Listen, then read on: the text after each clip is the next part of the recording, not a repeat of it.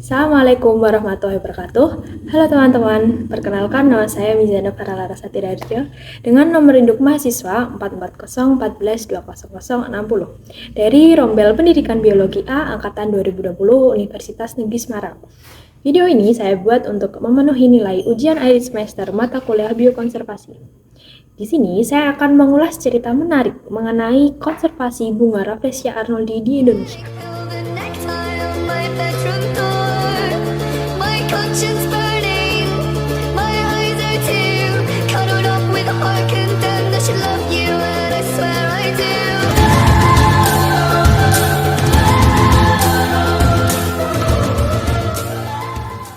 Rafflesia arnoldi adalah tanaman parasit yang hanya bisa makan dengan menyerap makanan dari tanaman induknya. Rafflesia arnoldi membentuk diri sebagai kecambah pada awal pertumbuhannya. Tanaman ini bertumbuh terus hingga membentuk benang lalu perlahan membentuk tombol besar. Setelah itu, tombol tersebut akan robek perlahan hingga membentuk bunga besar. Kemudian, Rafflesia arnoldi akan hidup pada hutan hujan tropis dengan vegetasi yang heterogen. Kelembapan dan kesuburan tanah pada hutan hujan tropis sangat disukai oleh Rafflesia arnoldi.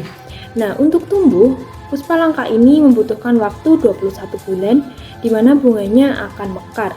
Namun, bunga yang mekar hanya akan bertahan hanya 5 hari saja. Nah, karena sifatnya yang sulit bertahan hidup dan tumbuh, bunga ini akhirnya berstatus langka. Apalagi ia tidak mampu beradaptasi selain di habitat aslinya. Nah, selain itu terpisahnya bunga jantan dan betina menjadi salah satu faktor sulitnya bunga ini tumbuh dan juga mekar. Saat ini, bunga Rafflesia arnoldi statusnya ditetapkan sebagai sangat terancam punah.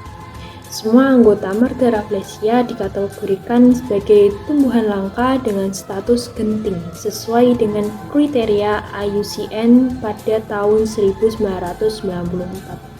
yang dilaporkan oleh Mugea et al. Pada tahun 2001.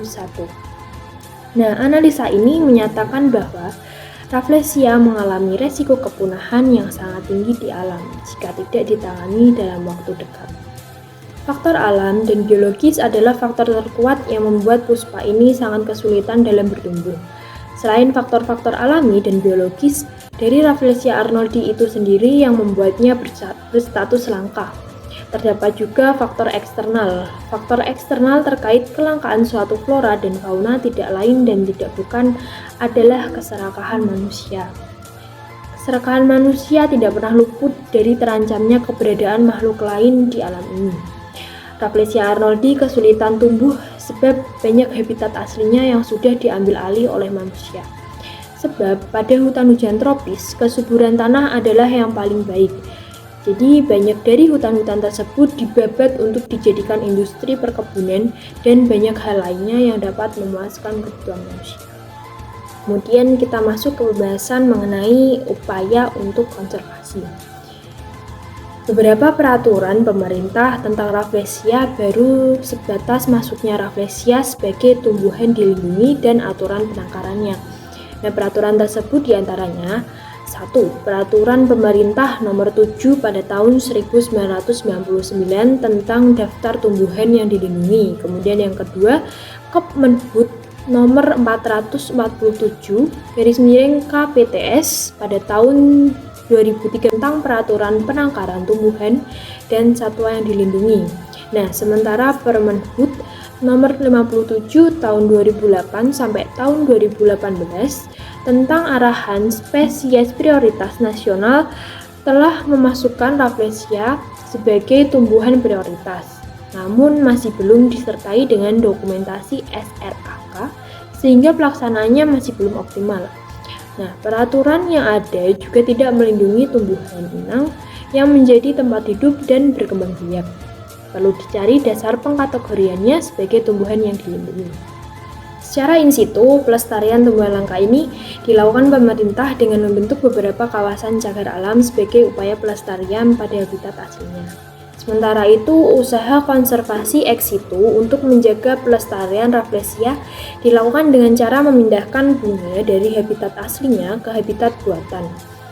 Contohnya, pihak Kebun Raya Bogor tengah mengkaji kemungkinan untuk menumbuhkan Rafflesia di luar habitatnya sebagai upaya untuk memperluas populasi dan kehidupannya di alam. Nah, pada tahun 2010, Rafflesia patma mekar untuk pertama kalinya di Kebun Raya Bogor. Disusul kemudian tahun 2012, 2013, dan awal tahun 2014. Keberhasilan dari riset tersebut menumbuhkan harapan baru bahwa hal yang sama akan dapat dilakukan terhadap Rafflesia arnoldii.